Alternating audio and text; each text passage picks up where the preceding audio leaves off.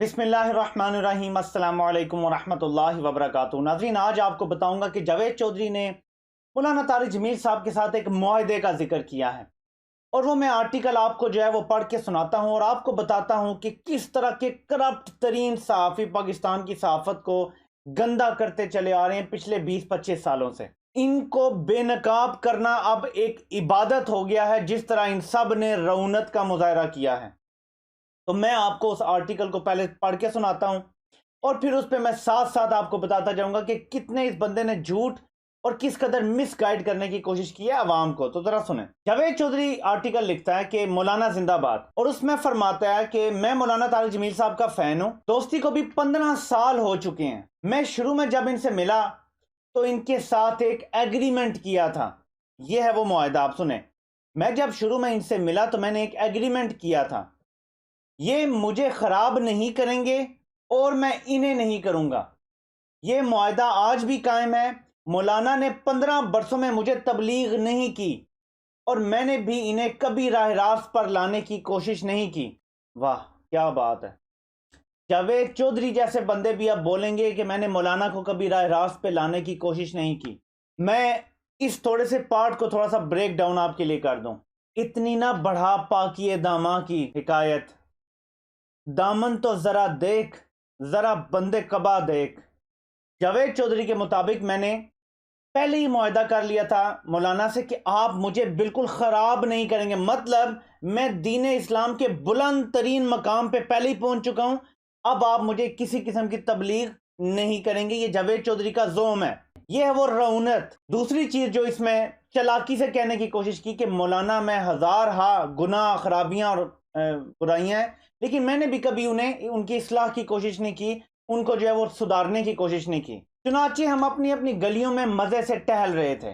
اچھا، اس کے بعد تھوڑا سا بیلنس کرنے کے لیے مولانا طارق جمیل صاحب کی تعریفیں۔ میں ان کا فین تھا، میں ہوں اور ہمیشہ رہوں گا، لیکن اس کا ہرگز یہ مطلب نہیں میں ان سے اختلاف یا شکوہ نہیں کر سکتا۔ انسان کو شکوے اور اختلاف کا حق تو اللہ تعالیٰ بھی دیتا ہے، اور انسان اپنا یہ حق قدرت کے سامنے بھی استعمال کرتا ہے، لہٰذا میں اپنا یہ حق آج مولانا کے سامنے بھی استعمال کروں گا۔ مجھے یقین ہے مولانا میرے 1% کا برا نہیں مانیں گے۔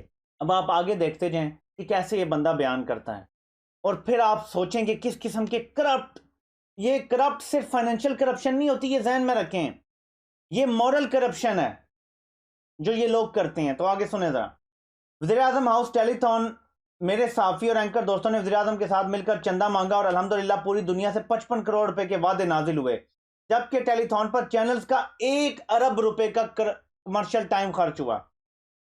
حکومت اگر اس خواری کے بجائے ٹیلی ویژن چینلز کو حکم دیتی آپ 3 گھنٹے کمرشل کر دیں، شام 4 بجے سے 7 بجے تک صرف اشتہار اور پیڈ کنٹینٹ چلائیں، اور اس سے جتنی رقم ملے وہ آپ کورونا کو دے دیں، تو یقین کریں 55 کروڑ سے زیادہ رقم جمع ہو سکتی تھی۔ لیکن ہم کیونکہ بھیک کا عالمی ریکارڈ قائم کرنا چاہتے تھے، لہذا ہم نے وہ قائم کر دیا۔ کورونا اس وقت 210 ملکوں میں ہے، لیکن ہمارے وزیر اعظم دنیا کے واحد حکمران ہیں جنہوں نے لاک ڈاؤن میں پھنسے لوگوں سے چندہ مانگا، اور آخر میں صرف 55 کروڑ روپے کے وعدے ملے۔ ملک میں روزانہ اس سے دگنا تو ٹول ٹیکس جمع ہو جاتا ہے۔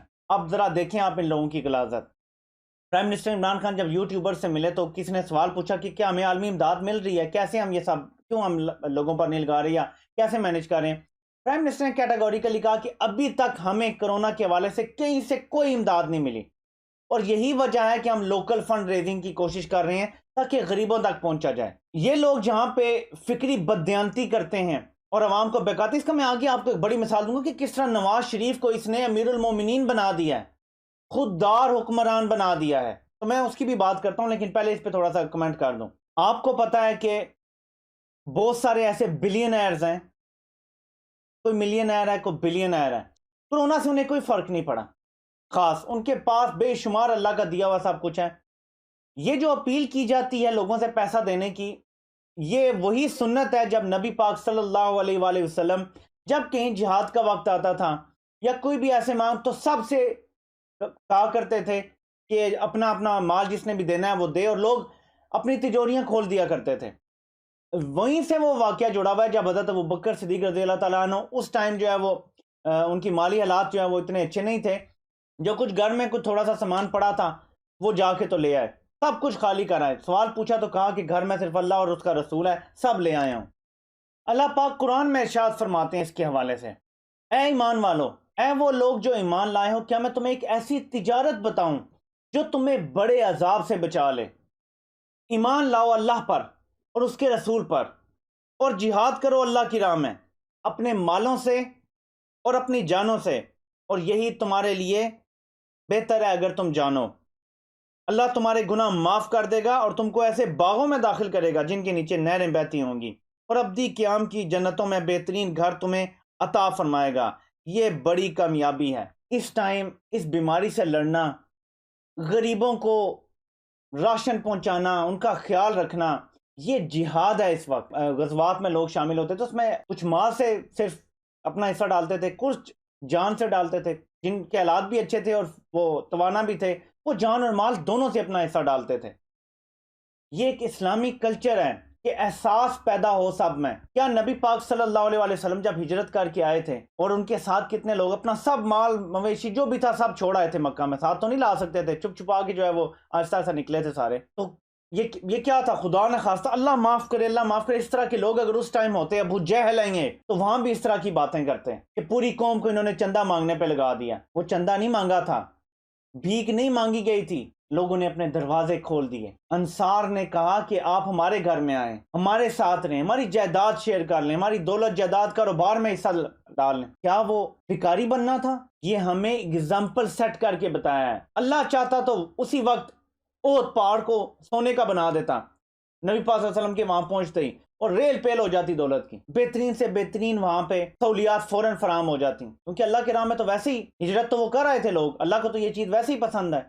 لیکن ہمیں سکھانے کے لیے اور ہمیں بتانے کے لیے کہ جب مشکل وقت آتا ہے قوموں پر، امیر لوگ غریبوں کی مدد کرتے ہیں، تو دنیا میں بے شمار امیر لوگ ہیں، اور اس ٹائم ریاست پاکستان کیونکہ قرضوں میں ڈوبی ہوئی ہے، اور جاوید چودھری کے لیڈر کے لیے وہ قرضوں میں ڈوبی ہوئی ہے، اس لیے ہمارے لیے یہ تھا کہ جتنی بھی ہمارے لیے امداد جمع ہو جائے، جتنا بھی پیسہ جمع ہو جائے، اس سے ہم غریبوں کو راشن پہنچا سکیں گے۔ آپ کو پتہ ہے کہ آن لائن پورٹل میں جو لوگوں کا ریٹ رکھا گیا ہے کہ لوگوں کو بنیادی راشن کی چیز، بنیادی مہینے کا راشن پہنچانے کے لیے، ایک 3-4 فیملی جو ہوتی ہے لوگوں کی، 7,000 روپیہ ریٹ رکھا گیا جو لے رہے ہیں، ڈونیشن لے رہے ہیں پرائم منسٹر آن لائن۔ اس 7,000 کو اگر آپ 55 کروڑ جو جمع ہوا ہے اسے ڈیوائڈ کریں تو تقریباً 78,000 خاندانوں کے لیے پیسہ جمع ہو گیا۔ کتنا؟ 78,000 خاندانوں کے لیے 4 لوگ ہیں فی خاندان، تو 250,000 لوگوں کے لیے آپ نے پیسہ جمع کر لیا۔ ایک ایک پائی یہاں میٹر کرتی ہے، اخلاص میٹر کرتا ہے، لوگوں کے گناہ دھلتے ہیں اس چیز سے، اور اس چیز سے ہمیں روکا جا رہا ہے۔ صدقہ، خیرات، زکوٰۃ، یہ سب جب ہم دیتے ہیں، مال ہمارا پاک ہوتا ہے اور کبھی دینے سے گھٹتا نہیں ہے۔ نبی پاک صلی اللہ علیہ وآلہ وسلم کی مستند ترین حدیث ہیں کہ مال دینے سے گھٹتا نہیں ہے، بڑھتا ہے۔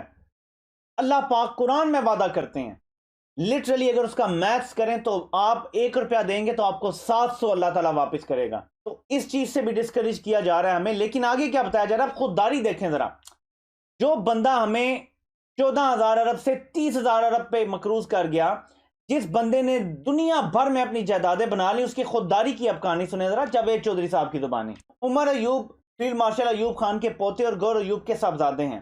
گور ایوب قومی اسمبلی کے اسپیکر بھی رہے، وزیر خارجہ بھی، اور پانی و بجلی کے وفاقی وزیر بھی۔ گور ایوب نے ایوان اقتدار کے مشاہدات کے نام سے 2007 میں کتاب لکھی۔ اس کتاب میں گور ایوب نے واقعہ لکھا، یہ اس وقت وزیر خارجہ تھے۔ بقول گور ایوب، ہم نے چین کو $250 ملین کی امداد اور $500 ملین کی گرانٹ پر تیار کر لیا تھا۔ ہم وزیراعظم میاں نواز شریف کو چین لے گئے، وزیراعظم نے صرف کہنا تھا اور چین نے ہمیں $750 ملین دے دینے تھے، لیکن صبح ناشتے کی میز پر نواز شریف نے مجھے اور وزیر خزانہ سرتاج عزیز کو کہا، میں چین سے پیسے نہیں مانگوں گا۔ مجھے نواز شریف سے بچوں جیسی حرکت کی توقع نہیں تھی۔ مجھے وزیراعظم کے طرز عمل پر بہت افسوس ہوا۔ اب یہ ہے کتاب کا حصہ، اور آگے جاوید چودھری کا کمنٹ پڑھیں اور سر دھنیں کہ یہ کیسے لوگ ہیں ہمارے اوپر۔ آپ ذرا سوچئے، جو وزیراعظم معاشی حالات کی خرابی کے باوجود چین سے امداد نہیں مانگ رہا، وہ بچوں جیسی حرکت کر رہا تھا، اور وہ جو ٹیلی تھون میں پوری دنیا سے مانگ رہا ہے وہ ایماندار ترین ہے۔ ہم بھی کیا لوگ ہیں؟ یہ کوسچن مارک ہے۔ یعنی نواز شریف خوددار بھی ہو گیا، نواز شریف ایماندار ترین بھی ہو گیا، نواز شریف پاناما فلیٹس بھی بنا کے ایماندار ترین، جاوید چودھری صاحب یہ کون سی محبت ہے، کون سی وفا ہے جو نواز شریف کے ساتھ نبھائی جا رہی ہے؟ میں آپ کی بات تب مان لوں اگر آپ کہیں جی عمران خان بھی برا ہے، نواز شریف بھی برا ہے، زرداری بھی برا ہے، ہم ان تینوں کو جو ہے سیاست میں نہیں آنے دیں گے، ہم اس کے لیے تحریک چلائیں گے اور ہم صاف ستھری قیادت جو ہے وہ اس کو آگے لانے میں مدد کریں گے، ہم نوجوانوں کو اٹھائیں گے اور کہیں گے کہ آپ ملک کو سنبھالیں۔ لیکن اگر آپ کی ساری کوشش یہ ہے کہ عمران خان ناکام ہو جائے اور زرداری اور نواز شریف کی باقیات واپس آ جائیں، تو ہمیں آپ سے اختلاف رہے گا ہمیشہ۔ اگلی بات اب ذرا سنیں آپ۔ حکومت نے آخر میں چندے میں برکت ڈالنے کے لیے مولانا طارق جمیل کو بھی ٹیلی تھان میں جھونک دیا اور مولانا نے دعا سے پہلے پوری قوم کو میڈیا سمیت جھوٹا قرار دے دیا۔ میں مولانا کی آبزرویشن کی توہین نہیں کرتا، مولانا جانتے ہیں قوم میں تبلیغی جماعت کے 1 کروڑ کارکن بھی شامل ہیں، اگر پوری قوم جھوٹی ہے تو پھر یہ مبلغ سچے کیسے ہو سکتے ہیں؟ پیچھے رہ گیا میڈیا، تو میں میڈیا اور ورکر کی حیثیت سے چند سچ سامنے رکھنا چاہتا ہوں۔ جاوید چودھری کہتا ہے کہ میں نے عمر ایوب کے والد کا صرف کالم لکھا ہوا ریپروڈیوس کیا اور مجھے اب گالیاں پڑیں گی، ٹھیک ہے؟ مولانا ان کا تصور بھی نہیں کر سکتے جتنی مجھے گالیاں پڑیں گی، اور ہم لوگ اس فضا میں سچ بولتے اور لکھتے ہیں۔ مولانا خود اس چینل کے مالک کا نام نہیں لے رہے جس نے کہا تھا چینل بند ہو سکتا ہے لیکن جھوٹ نہیں رک سکتا، لیکن وہ لوگ جو روز جابر حکمرانوں کے سامنے پورے نام لے کر سچ بولتے ہیں وہ سارے کے سارے جھوٹے ہیں۔ جاوید چودھری صاحب آپ نے کون سے جابر حکمران کے سامنے سچ بولا ہے؟ پہلے تو مجھے یہ بتا دیں۔ پاناما کیس کا جب نکلنے والا تھا اور لیک ہونے والا تھا، آپ نے حسین نواز کا پلانٹڈ انٹرویو کیا، اس کے بعد آپ نے ویری نیکسٹ ڈے یا اس سے اگلے دن سیم ویک آپ نے کالم لکھا اور اس کو انڈورس کیا کہ حسین نواز سچا ہے، حسین نواز حافظ قرآن ہے، حسین نواز باوضو رہتا ہے اور کبھی جھوٹ نہیں بولتا، وہ آئیں بائیں شاید تو کر دے گا، جھوٹ نہیں بولے گا۔ یہ کیا تھا؟ یہ چور ڈاکو کو آپ تحفظ دے رہے تھے یا اس کے خلاف کلمہ حق کہہ رہے تھے؟ آپ کا صرف بغض اور دشمنی ہے عمران خان سے کیونکہ اس نے آپ کی دکان بند کر دیا ہے۔ آپ کو کوئی اب دی جاوید چودھری ماننے کے لیے تیار نہیں ہے، آپ کو کوئی اس طرح پڑھتا نہیں ہے، آپ کو کوئی اس طرح دیکھتا نہیں ہے۔ مجھے یاد نہیں پڑتا میں نے آخری بار کب ٹی وی پہ لگا کے آپ کا پروگرام دیکھا ہوگا، اتنے سال ہو گئے ہیں، اور میں آپ کی بکس خریدا کرتا تھا۔ تو یہ ایک جینون جو آپ کو پسند کرتا تھا بندہ، اس کا فیڈ بیک لے لیں تو آپ کو پتا چل جائے گا۔ سچ تو یہ ہے کہ اس ملک میں سچ کو مشکوک بنا دیا گیا۔ ہم جنرل مشرف، شوکت عزیز، آصف زرداری اور نواز شریف کے اچھے کاموں کا اعتراف بھی کریں تو پاکستان تحریک انصاف کے آفیشیل پیجز سے گالیوں کے دانے کھل جاتے ہیں۔ مولانا یہ بھی چھوڑ دیں، صرف یہ بتا دیں کیا یہ سچ نہیں ہم ایک بھکاری ملک تھے؟ دنیا ہمیں منگتا سمجھتی تھی لیکن ہم نے اب وزیر اعظم کو بھی چندے پر لگا دیا ہے۔ کیا زبردست بات ہے، کیا ہی خوبصورت بات ہے یہ کہ اپنے اہل وطن سے پیسہ مانگنا بھی اب چندے پہ لگ جانا ہے، کیونکہ اپنے اہل وطن جو امیر ہیں وہ غریبوں کی مدد کریں ایک آرگنائز پلیٹ فارم سے۔ فار ایگزامپل، میں ایک پوش علاقے میں رہتا ہوں، اگر کرونا ہے، بند ہے، میں کیسے کسی غریب کی مدد کروں گا؟ بہتر نہیں ہے کہ میں اپنے پیسے جو ہے حکومت کو دے دوں جو آرگنائز طریقے سے غریب تک پہنچا دے؟ لیکن اس کے خلاف جو ہے وہ ساری مہم چل رہی ہے۔ اور وزیر اعظم بھیک والا ہمیں مل گیا، لیکن پہلے والے جو تھے وہ تو اکڑ کے جاتے تھے۔ نواز شریف تو چائنا سے پیسے نہیں مانگتا تھا، امریکہ سے بھی نہیں مانگتا تھا، IMF، ورلڈ بینک سے 30,000 ارب قرضہ تو عمران خان نے لے لیا ہے۔ یہ ذرا آپ ان لوگوں کی فکری بددیانتی دیکھیں۔ آگے چلتے ہیں، یہ اب وزیر اعظم کے بارے میں ذرا کیا کہہ رہے ہیں؟ یہ اب بھی دل کھول کر دیں کہ صدا لگا رہے ہیں، اور لوگ اس کے بعد جب کہتے ہیں خدا خوفی کریں تو جواب آتا ہے وزیر اعظم کون سا اپنی ذات کے لیے مانگ رہے ہیں؟ ہم نے ملک میں اپنی آنکھوں سے بڑے بڑے دلچسپ واقعے دیکھے ہیں، لیکن یہ منظر پہلی بار دیکھا ہے کہ عبدالستار ایدھی کے صاحبزادے فیصل ایدھی خود لوگوں سے چندہ لے کر چندے کا چیک بناتے ہیں اور یہ چیک وزیر اعظم کو دے دیتے ہیں، اور وزیر اعظم وہ وصول بھی کر لیتے ہیں۔ وفاقی وزیر صحت عامر کیانی پر کرپشن کا الزام لگتا ہے، انہیں عہدے سے ہٹا دیا جاتا ہے، لیکن ان کے خلاف تحقیقات نہیں ہوتی اور پھر 3 ماہ بعد انہیں پارٹی کا سیکرٹری جنرل بنا دیا جاتا ہے۔ وفاقی مشیر عبدالرزاق داؤد کی کمپنی کو 309 ارب روپے کا ڈیم کا بنانے کا ٹھیکہ دیا جاتا ہے۔ FIA کی تحقیقات میں جہانگیر ترین خسرو بختیار پر چینی اور آٹے میں اربوں روپے بنانے کا الزام لگ جاتا ہے، لیکن خسرو بختیار کو پہلے سے بہتر وزارت دے دی جاتی ہے اور جہانگیر ترین کو موسم انجوائے کرنے کا وسیع موقع فراہم کر دیا جاتا ہے۔ پشاور میٹرو مکمل نہیں ہوتی، نیب کیس کھولنے لگتا ہے تو KP کی حکومت عدالت سے اسٹے لے لیتی ہے، الیکشن کمیشن میں فارن فنڈنگ کی فائل کھلتی ہے اور حکومت سامنے کھڑی ہو جاتی ہے، اور وزیر اعظم خود ڈیووس میں کھڑے ہو کر کہہ دیتے ہیں کہ میرا یہ دوست جو ہے انہوں نے میرا دورہ سپانسر کیا ہے۔ اور یہ سچ کی فہرست میں یہ وہ 0.1% سچ ہے جو جبر کے اس موسم میں بھی میڈیا نے بولے، لیکن تاریخ کی ایماندار ترین حکومت کیا کرتی ہے؟ یہ رپورٹ لیک ہونے کے بعد ہم نے رپورٹ جاری کر دی کا ڈھنڈورا پیٹتی ہے۔ اور بس مولانا صاحب یہ کیا جنون ہے، یہ کیا عشق ہے جس میں روز لیلا نظر آتا ہے اور مجنون نظر آتی ہے، ہو رہا ہے اور اہل ایمان تماشا دیکھ رہے ہیں۔ ان ساری باتوں کا میں آپ کو جواب دیتا ہوں۔ نواز شریف سزا یافتہ مجرم، ٹھیک ہے، سزا یافتہ مجرم، عدالت نے اس کو بددیانت اور خائن کہہ دیا۔ اپنے تفصیلی فیصلوں میں ججمنٹ میں انہوں نے یہاں تک لکھا کہ سسیلین مافیا اور گاڈ فادر اور یہ سارا کچھ۔ کہنے کا مطلب یہ ہے کہ نواز شریف اب تک ایماندار خوددار ہے، حالانکہ سزا ہو چکی ہے۔ لیکن ادھر صرف ایک رپورٹ میں نام آ جائے، ابھی کسی عدالت نے کسی کو مجرم نہیں کردانا، لیکن عمران خان ان کو پھانسی دے دے۔ جو بی آر ٹی ہے، جو قرضہ کمیشن رپورٹ ہے نا، اس میں بھی اس کی تحقیقات ہو رہی ہیں۔ بی آر ٹی کا مسئلہ صرف یہ ہے کہ اگر آپ عدالتی تحقیقات شروع کر دیں تو پروجیکٹ روکنا پڑ جائے گا۔ پروجیکٹ روک دیا تو کیونکہ ایشین ڈیولپمنٹ بینک کر رہا ہے اور سارا کچھ بیچ میں انوالو ہے، پھر وہ انٹرنیشنل عدالتوں، لمبے رولے اور ہمیں جرمانے ہوں گے۔ جب یہ مکمل ہو جائے گا پروجیکٹ، اس کے بعد تحقیقات دل کھول کے جو مرضی ادارہ کرے وہ کر سکتا ہے۔ یہ حکومت کی اسٹیٹڈ پوزیشن ہے۔ نمبر 2، چینی اور آٹے کے بحران میں صرف جہانگیر ترین اور خسرو بختیار کا نام نہیں آیا، پاکی صاحب کا بھی آیا، مریم نواز کے سمدھی کا بھی آیا ہے، ہم سلمان شہباز کا بھی آیا ہے۔ ٹھیک ہے، تو یہ ساری باتیں جو ہیں آپ نے ان کا نام نہیں لیا، میں صرف آپ کو یہ بتا رہا ہوں، اور میں آپ کو آج یہاں پہ کہہ رہا ہوں، آپ میں اور ہم جیسے لوگوں میں یہ فرق ہے، ہم سچ کے ساتھ کھڑے ہوں گے۔ آج اگر یہ رپورٹ پبلک ہوتی ہے، نیب کیس اٹھاتا ہے، جہانگیر ترین، خسرو بختیار، عامر کیانی، جس کو بھی، ان کو اگر سزا ہوتی ہے عدالت سے، اگر ہم میں سے سب نے کھل کے عدالتوں کی تعریف نہ کی اور ان لوگوں کو لتاڑا نہ، تو جو چور کی سزا ہے وہ ہمیں دیجیے گا۔ لیکن یہاں آپ کا طرز عمل مختلف ہے۔ نواز شریف کو دی گئی سزا کو آپ سمجھتے ہیں اسٹیبلشمنٹ نے کروایا ہے۔ نواز شریف پاک صاف ہے، نواز شریف خوددار ہے، نواز شریف نے فلیٹ نہیں بنایا، اس کے بیٹے نے کوئی جادو کی چھڑی گھمائی اور ایک فیکٹری لگائی، دوسری لگائی، پھر وہ بیچی، پھر فلیٹ لیے، پھر بزنس کھڑا کیا اور اربوں ارب پاؤنڈوں میں اس نے بزنس کھڑا کر لیا۔ اس گونگلو کو تو بات کرنے کی تمیز نہیں ہے، اور آپ کہتے ہیں کہ وہ اتنا چلاک اور تیز ہے کہ اس نے جو ہے کاروبار کر لیا۔ کوئی آئنسٹائن نہیں ہے نواز شریف کی اولاد، کیوں وہ بلینئر ہے اور ہمارا عام پڑھا لکھا نوجوان بھی جو ہے وہ دھکے کھا رہا ہوتا ہے سڑکوں پہ۔ تو پلیز یہ اپنی باتیں اور اپنے جو ہے اپنے پاس رکھیں۔ یہ جو ساری چیزوں کا آپ نے ذکر کیا ہے، اور جو رپورٹ کی بات ہے، اب دیکھیں، میڈیا جھوٹ نہیں بولتا۔ رپورٹ لیک کرنے کی خبر چلائی حامد میر نے اور کالم بھی لکھا۔ محمد مالک نے، جس کو سب سے پہلے رپورٹ ملی تھی، منہ پہ بٹھا کے بے نقاب کر دیا اور کہا جی کہ مجھے رپورٹس لیک نہیں ہوئی تھی، مجھے بیرسٹر شہزاد اکبر نے جو اکاؤنٹیبلٹی کے کر رہے ہیں لیڈ، انہوں نے مجھے خود دی تھی کہ میڈیا کو دینی، اور پھر خود حامد میر نے مانا کہ شہباز گل نے مجھے دی تھی، اور سو آن اینڈ سو فورتھ باقی چینلز کو بھی دی گئی۔ اب تک یہ یہی کہہ رہے ہیں کہ رپورٹس لیک کی گئی ہیں، حکومت نہیں باہر نکالنا چاہتی تھی۔ تو یہ فکری بددیانتی ہے، صافتی بددیانتی، اور ہم اس کو بے نقاب کرتے رہیں گے انشاءاللہ تعالی۔ اب آخری بات دیکھیں، اور یہ ذرا سنیں، یہ اپنے آپ کو کیسے اس نے ڈسکریڈٹ کر دیا ہے جاوید چودھری نے۔ میں آخر میں یہ مانتا ہوں، اللہ تعالیٰ نے پہلی مرتبہ دنیا کے ایک انسان کے لیے اپنا اصول بدل دیا۔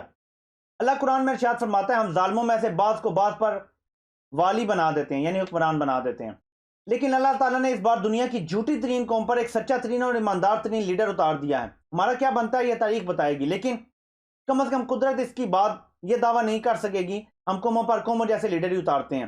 یہ اصول کم از کم تبدیل ہو گیا، اور میں سمجھتا ہوں اس میں مولانا کی دعاؤں اور رکت کا بہت عمل دخل ہے۔ یہ نرگس کا ہزاروں سال کا وہ گریا ہے جس کے بعد چمن میں دیدہ ور پیدا ہو جاتا ہے، اور پوری دنیا اب وضو کر کے ہمارے دیدہ ور کا دیدار کر رہی ہے۔ مولانا زندہ باد، پاکستان پائندہ باد۔ اب اس بات میں ذرا جھول جو ہے وہ میں آپ کو بتا دیتا ہوں۔ مولانا نے کہا ہم جھوٹ بولتے ہیں، عمران خان سچا ہے۔ میڈیا کہتا ہے ہم سچے ہیں۔